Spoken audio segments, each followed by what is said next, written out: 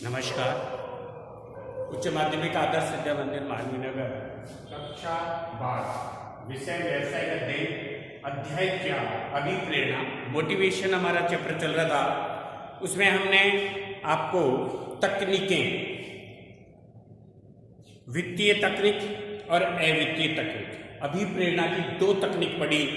अब तकनीक के बाद में अभिप्रेरणा की विचारधाराएं, अलग अलग विद्वानों ने अलग अलग विचारधाराएं दी है। मास्लो की विचारधारा, जो अब्राहम मास्लो था, उसने एक आवश्यकता, मानवीय आवश्यकता के क्रम में विचारधाराएं दी है। शारीरिक आवश्यकताएं कि व्यक्ति की शारीरिक आवश्यकताओं की पूर्ति, जिसमें रोटी, कपड़ा और मकान, ये व्यक्ति की शारीरिक आवश्यकताएं। उसके बाद में सुरक्षा, कि वो जो काम कर रहा है उस काम की सुरक्षा, उसके मानसिक संतुलन रहे कि मैं काम कर रहा हूँ, मेरे कार्य की सुरक्षा है। उसके बाद उसको स्नेह और व्यवहार, उसका बाद उसका स्वाभिमान, अहंकार, और उसके बाद आत्मविकास की आवश्यकता। ये मास्लो की विचारधारा है जो 2019 में आ चुकी। इसलिए बोर्ड में कोई भी प्रश्न रिपीट नहीं होता, तो इसलिए ये प्रश्न हम मास्लो की विचारधाराएं एक मानवीय आवश्यकता की जैसे है। आज हम पढ़ेंगे हर्ज़बर्ग की द्विघटक विचारधारा। अब इस विचारधारा का जो प्रतिपादन किया वो फ्रेडरिक हर्ज़बर्ग ने पिट्सबर्ग में एक साइकोलॉजिकल सर्विस संगठन था जिसमें 200 इंजीनियर्स काम करते थे। इन 200 इंजीनियर्स पर उन्होंने इस प्रयोग को करने के बाद में 200 इंजीनियर्सों पर ये शोध किया। उसके बाद में इन्होंने द्विघटक यानी 2 प्रकार की विचारधारा इन्होंने दी है, जिसका नाम है स्वास्थ्य या आरोग्य घटक और एक अभिप्रेरित घटक। इस प्रकार इन्होंने 2 विचारधाराएं दी, इसलिए इसका नाम है द्विघटक विचारधारा। इनका कहना है, फ्रेडरिक हर्ज़बर्ग का कहना है कि यदि कार्यस्थल पर उसको व्यक्ति को असंतुष्टि मिलती है तो इसका सबसे बड़ा कारण उस स्थल पर वातावरण ठीक नहीं है।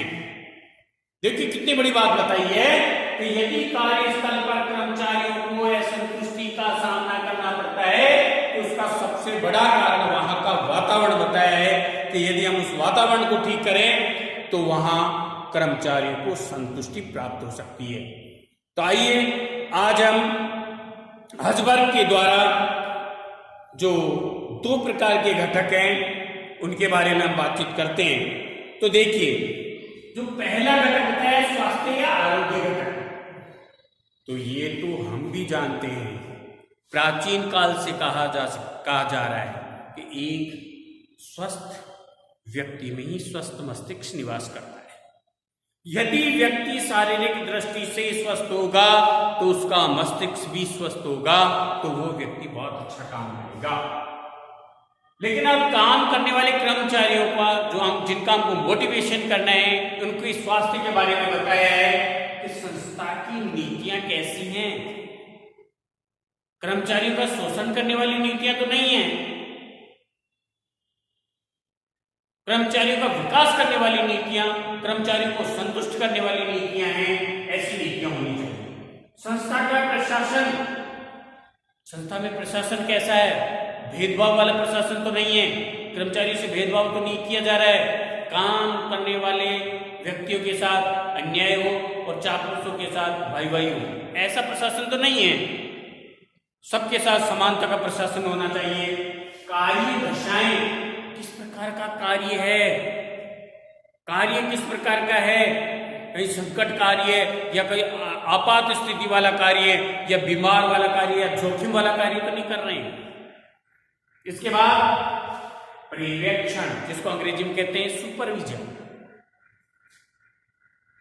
पर्यवेक्षण, कार्य अवलोकन, कैसा सुपरविजन है, बात बात के ऊपर उनको प्रताड़ित तो नहीं किया जाता, मानसिक संतुष्टि है कि नहीं, या टॉर्चर तो नहीं किया जाता, क्यों नहीं किया काम, दादागिरी जिसको कहते हैं।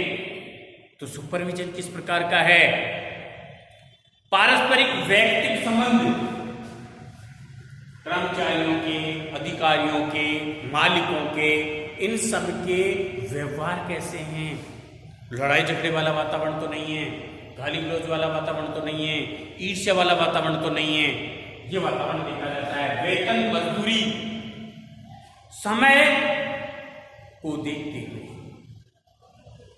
संगठन को ये विचार करना चाहिए कि इनका वेतन इनके परिवार को चलाने के लिए, इनके परिवार को, बच्चों को शिक्षा देने के लिए, यदि बीमार हो जाएं तो दवाई दिलाने के लिए, शिक्षा के लिए पर्याप्त वेतन दिया जा रहा है कि नहीं तो व्यक्ति लंबे समय तक काम नहीं करेगा। अनुषंगी लाभ, बेनिफिट्स ये दिए जाते हैं कि नहीं। जैसे बहुत सारी कंपनियां अपने कर्मचारियों को संतुष्ट करने के लिए लाभों में भी हिस्सा देती हैं, प्रावधान हैं। जहां व्यक्ति काम कर रहा है उसकी सुरक्षा है कि नहीं, निकाल तो नहीं दिया जाएगा। तो ये सारी मानसिक स्वास्थ्य, यदि व्यक्ति स्वस्थ होगा तो उस स्थान पर मानसिक मतलब उसका मस्तिष्क भी स्वस्थ होगा, तो मानसिक रूप से स्वस्थ होता है वो व्यक्ति ज्यादा कार्य कर पाता है। इसी के साथ दूसरा इन्होंने बताया अभिप्रेरित घटक। अभिप्रेरित घटक, ये घटक कार्य से संबंधित घटक होते हैं और इनकी संतुष्टि प्रदान करने वाले घटक भी कहा जाता है। कार्य से संबंधित संतुष्टि प्रदान करने वाले घटक। और साथ में हर्ज़बर्ग एवं उनके साथियों द्वारा प्राप्त निष्कर्षों के अनुसार अभिप्रेरित घटक जिसमें निम्न बिंदु सम्मिलित किए गए हैं। अभी इसमें देखिए कि एक संगठन में अच्छी योग्यता को प्रभावित किया जा सकता है। ये घटक कर्मचारियों की कार्य क्षमता को बनाए रखते हैं और इन्हें अनुरक्षण तत्व भी कहा जाता है। अभिप्रेरित तत्वों से ही व्यक्ति को अभिप्रेरित किया जा सकता है, स्वास्थ्य तत्वों से नहीं। दोनों बातें उतराएंगे तो स्वास्थ्य बहुत अच्छा है, लेकिन अब इनको ये घटक नहीं है तो उसको अभिप्रेरित मोटिवेशन नहीं किया जा सकता। संगठन की क्या उपलब्धियां रही अब तक कर्मचारियों के लिए क्या क्या किया आपने, प्रशिक्षण की व्यवस्था की, सुरक्षा की व्यवस्था की, आगे उनको बढ़ाने की, पदोन्नति की व्यवस्था की, क्या क्या उपलब्धियां रही है कर्मचारियों के लिए संगठन की। मान्यता एवं सम्मान, संगठन की क्या मान्यताएं हैं कर्मचारियों के प्रति, कर्मचारियों का कब कब सम्मान किया, कर्मचारियों ने कोई अच्छी कार्य किया, अच्छी उपलब्धि दी संगठन को, तो कर्मचारियों का क्या सम्मान है, क्या योजना है, कब कब उनका कैसे कैसे सम्मान किया। सार्वजनिक स्तर पर कर्मचारियों के विकास, कर्मचारियों को जैसे कोई शिक्षा लेना है, कोई प्रशिक्षण दिलाना है, पदोन्नति है, उनको वेतन के बेनिफिट्स हैं, ये क्या किया विकास के लिए। उत्तरदायित्व, यदि कोई व्यक्ति अच्छा काम करता है तो उसको उत्तरदायित्व देना चाहिए और उत्तरदायित्व देने के बाद में देखना चाहिए कि उसने कितना अपना उत्तरदायित्व पूर्ण किया।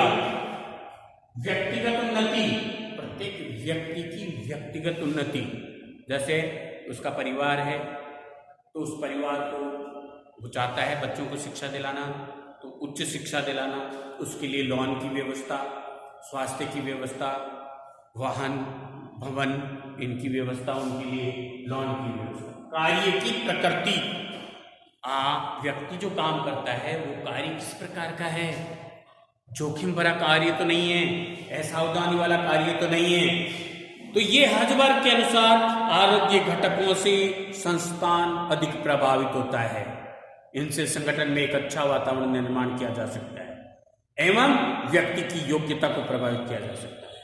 ये घटक कर्मचारी की कार्य क्षमता को बनाए रखते हैं, अतः इन्हें अनुरक्षण तत्व भी कहा जाता है। अब ये हो गए हर्ज़बर्ग के, और आगे की वीडियो में हम मैकग्रेगर की एक्स और वाई विचारधारा पढ़ेंगे।